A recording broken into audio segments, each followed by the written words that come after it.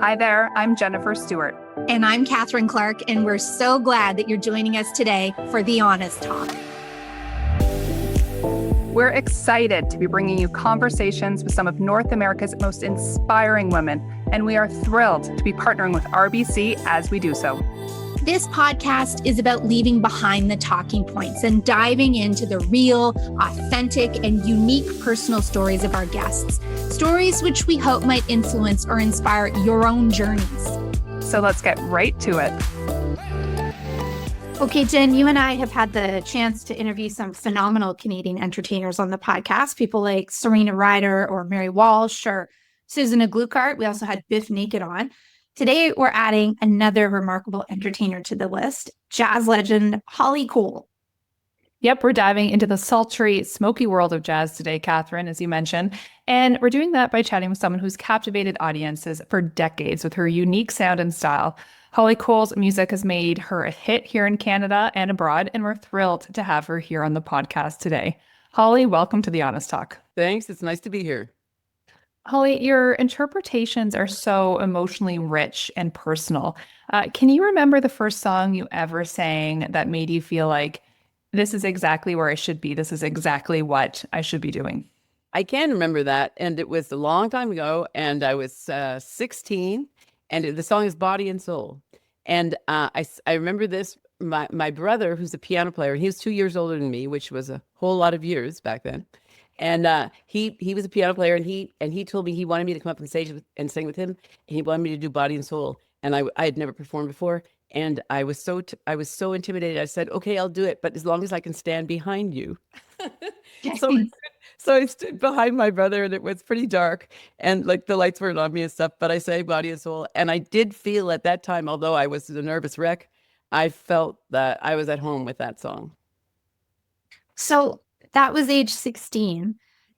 You've just released a new album. You've released many albums. Now, when did you actually realize, though, that you could make a career from singing? Did you know that on stage at 16? No, I did not know that on stage at 16 at all. I just knew that I felt at home with music, but it was a number of years later before I achieved some success and knew that, I guess it was when I was offered a record contract, then I knew it was serious and it was real and stuff, but that was not until I was in my early 20s. Talk to us about this view behind you, because I want to ask about your East Coast upbringing, how that influences you. And I'm assuming you're on the East Coast right now. For those that are listening, there's a beautiful landscape of a very blue ocean. So talk to us about that view, Holly, and how growing up on the East Coast has influenced you as a person and as an artist. Well, I'll tell you, this place where I'm sitting right now, I was sitting here when I was a little girl, and this cottage has been in my family my whole life, and I recently inherited it from my father. And I adore it here. I adore being on the East Coast. And speaking of my father, I will tell you a little story about the East Coast, because that connects with my record, Dark Moon, the new record. And I've always been a lover of the moon, and the moon has always been a muse for me. And this is one of my earliest memories of all in life. When I was about maybe 4, we lived in Halifax, close to where I am now. And I had the croup, which is, I don't know if you know what it is, but it's like little kids get it. And it's like you wake up with a terrible cough, a loud barking cough in the night. And I woke up my parents, and it was about maybe 4 a.m. or something.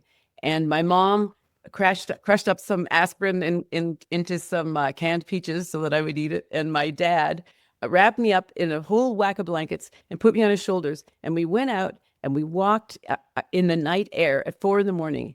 And I'm telling you, I shall never forget that, because I had never been up really at 4 a.m. before, or seen it outside. And the moon, it was so dark, and the only thing that was light was the moon, and it was radiating over everything. And it was my neighborhood, and there was nobody there, and I could just hear the sound of my dad's feet on the pavement walking, and I was breathing the really moist Halifax ocean air, and it curing my croup. And seeing this magical, bewitching thing. And forever for me after that, I thought, well, for one thing, I thought I had a really great secret. And for another thing, I wondered how is the moon the only light thing in the sky, and in the daytime it's invisible. And so that to me was always a mystery. And that story, I mean, I love the night and I love the moon now, and that's one of my earliest memories. Isn't it amazing how one single experience like that, especially as a young, impressionable child, can make such a lasting difference over the course of your whole life? I mean, it's kind of influenced. You've chosen a career where being up at night is, and liking to be up at night is probably a good thing. Yeah. But also the subject itself, the moon, has become a focus of some of your songs and this album. Absolutely. And it's amazing too, because that event, like my father maybe never even would remember it, but to me it was a life-changing event. And I cherish it. And you're absolutely right. I mean, it's affects my life to this day. Holly, you went through a deeply traumatic experience when you and your band were in Tokyo during the 2011 earthquake and tsunami. In fact, when it was happening, you didn't think you were going to make it out alive. How did that experience change you as a person and also as an artist? Well, that experience was awful, obviously. And when the earthquake was happening, I was on a different floor of the hotel than the other band members, and I didn't know whether they were alive. We were or not, and we were all lying on the floor with our coats over our heads, and the hotel itself it sounded like an old ship. It was Mhm. swaying. It was a high hotel, and it was going back and forth like it was going to break. The maids were clinging to the door frames, because that's if the hotel goes down, that's you've got the best bed of living. So they were clinging to the door frames, and it was, I mean, it was awful, and it went on and on, and I remember thinking to myself, well, this might be it. And so, what was the best day of your life? And I thought, and I thought, and I went, it was the day that I got my horse. Honestly, it was. And I thought that was the day when I was 13 and I got my horse, was the happiest day of my life. And I thought about that for a while. And then I thought about, I felt grateful, put it this way. I felt grateful, and that changed my life, because I'm grateful for the fact that I was dealt a really good hand. I mean, I have beautiful grandparents, beautiful parents. I love my family. I have a wonderful band. I've had the opportunity to do music that I want to do. I've been successful at it. I mean, these are wonderful things, and very rewarding. And so after that, now I feel a lot of gratitude, because you're dealt a hand, and you can only play the hand you're dealt, and you just have to do your best playing it. And so I feel happy about what I've been given. It's interesting that you were able to take a moment of such abject terror and turn it into kind of a reflection on the good things that have happened to you. And then from that, feel gratitude. I mean, I think anytime we escape death, we feel gratitude, but there must have been some lingering trauma from that. And how did that inform the way that you lived, but also the music that you made after that experience? Well, there was trauma after that, even after we got back to Canada, um, simple things like my or my washing machine goes on and it shakes the house, and Mm. I'll have an immediate knee-jerk reaction of horror, and then go, oh, it's just that, and so that lingered for a little while, but like I said, it makes me feel like more like looking at what I have to be happy about, and what I've been given, and well, not just what I've been given, but what I've created too, but and what I want to continue to create in the future. And that's something that I feel I was given, a positive thing I was given from a very negative overall experience. How has the music industry evolved for women? Has it become more kind? Was it difficult when you started? What are the transitions in the sector that you've seen over your career? I think it's changed for the better. I think it has a long way to go. It's still really really focused on women's appearance, Mm. and that's unfortunate. But I think that there's a lot more women. There's certainly a lot more women in the industry, now, and that have great success, and variety of women, with different styles. And I find that, well, it enriches everybody. I think everybody's enriched by that. And yeah, it's getting better, put it that way. It has a long way to go, but it's getting better. You talked about the focus on appearance, Holly, and I think I honestly believe that that's anything that a woman in a forward-facing role feels. Have you ever felt pressure to present yourself or even your music a certain way because you're a woman? Yes, I think that everyone does, in general. I mean, that's how you've grown up, even. Even if you aren't in music, if you're just a woman in the world, that's how you know that how you appear is very important. And it shouldn't be that way, but it is. But in the music industry, or in film, or that kind of thing, it's emphasized more. But you know what?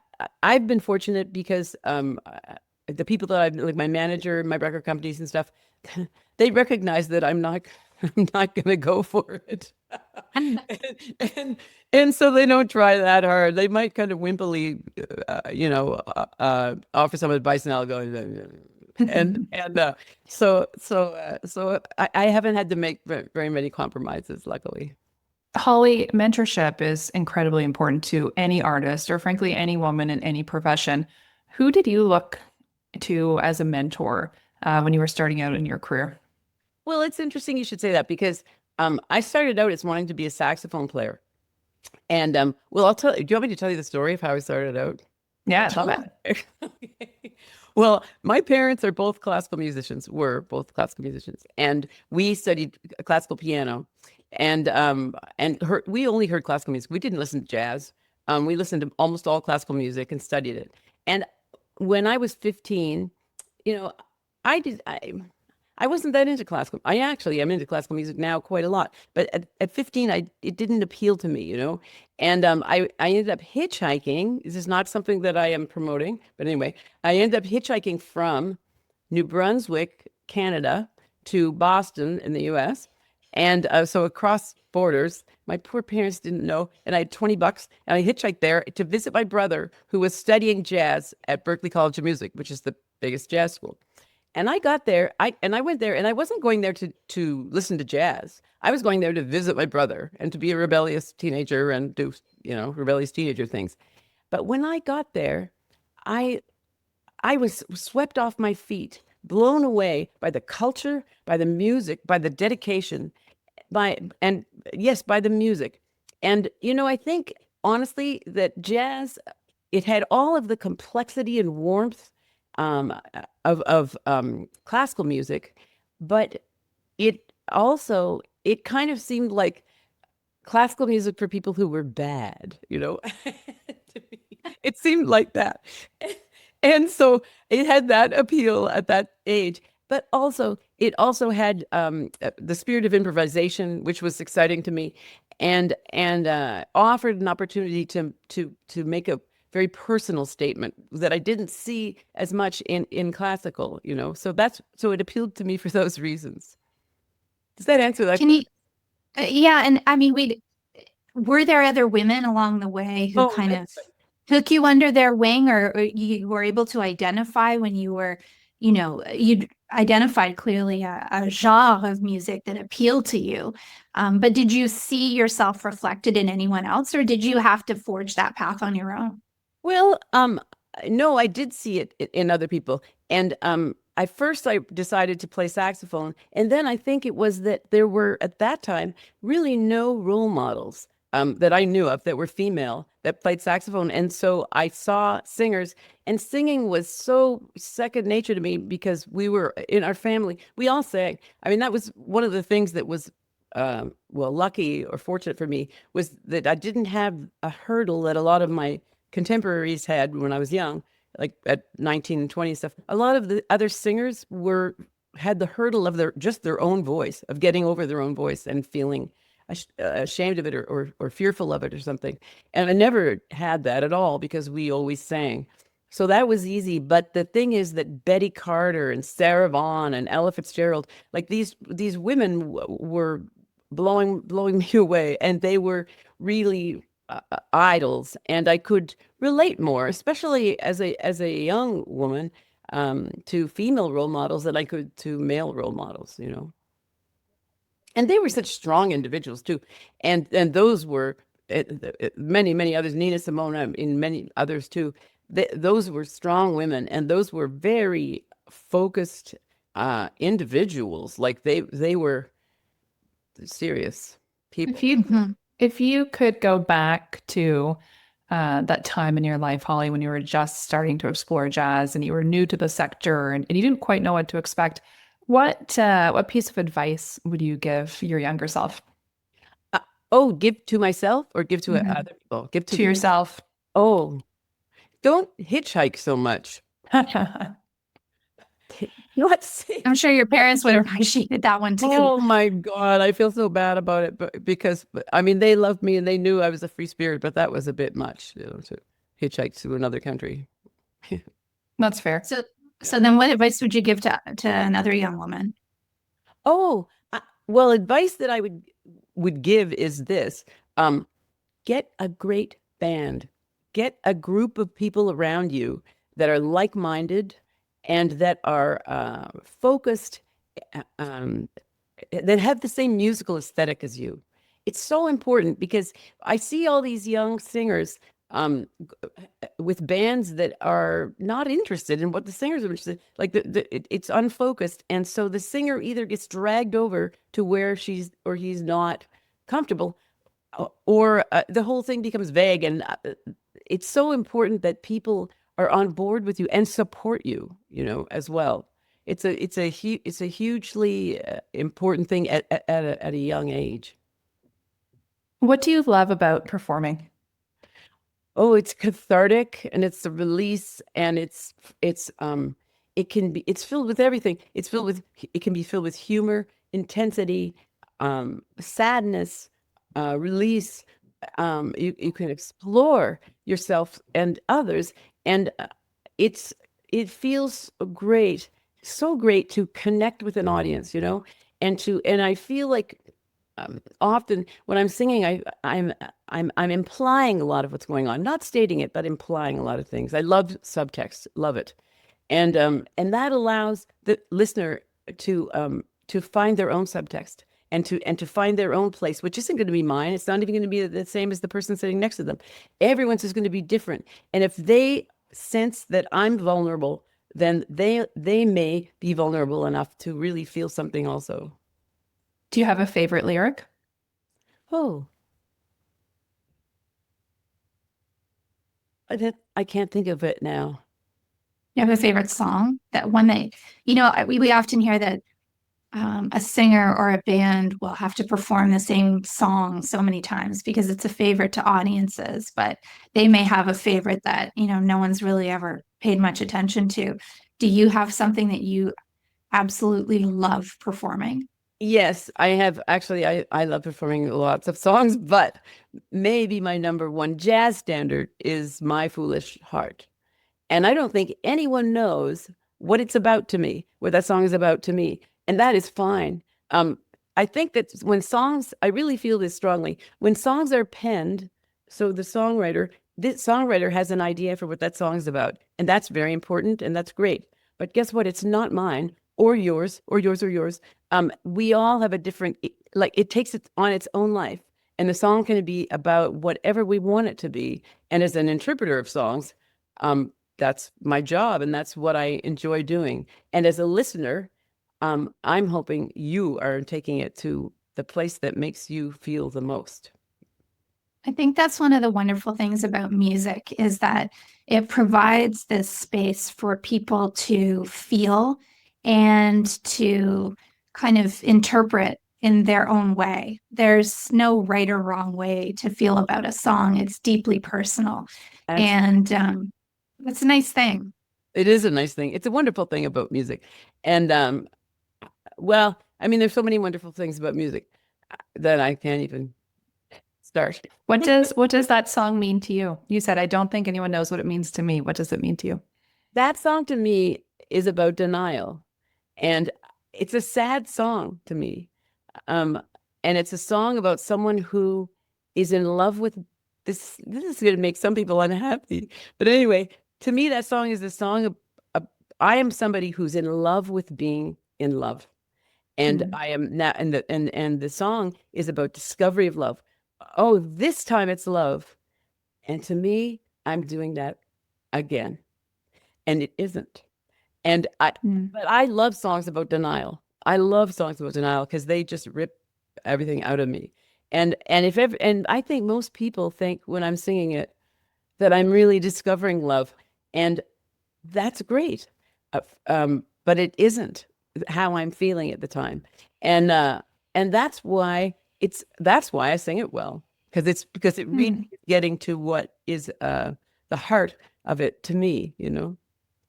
Is it difficult to do something that is constantly requiring you to show such not just physical, but emotional investment in what you're doing? Yes, it is sometimes. And other times it's not, but it's always worth it. Here's the thing. It is always worth it. It's never good. Here's what's never good is when you phone in the show. You know, when you get there and you go, well, I can do this and I can do this and I can think about my laundry at the same time. You know, that never, ever feels good. And the audience feels that, obviously. But sometimes you have to wrench it out of you. But whenever you do, it's so gratifying. And the audience, like I get so much back from the audience. And I tell you, it changes from night to night. And I call this the face.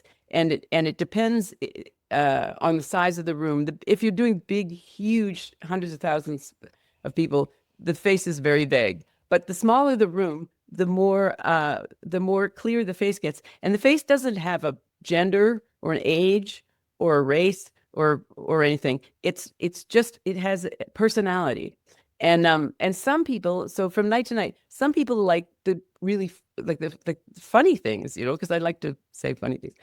Some people really like the intense things. Some people like the sad things. Some, you know, and I get a sense of who the audience is and what their personality is as the night goes on. So they give me back. I give them stuff, and they give me back, and it really it's a really good job to have. I love it. You know. Holly, it's a pleasure chatting with you. And mentally, I'm with you there with that beautiful ocean view. And I really appreciate your authenticity with us today. Thank you so much. Well, that's a wrap. And to our listeners across Canada and around the world, we thank you for joining us. You can hear The Honest Talk on iTunes, Spotify, and Simplecast, brought to you by RBC. You can also get more information on stories that matter to you at our website, thehonesttalk.ca, and sign up for our weekly newsletter where you'll get fabulous stories delivered right to your inbox. But for now, thank you for being a part of today's podcast. Stay tuned for more great conversations and stay well.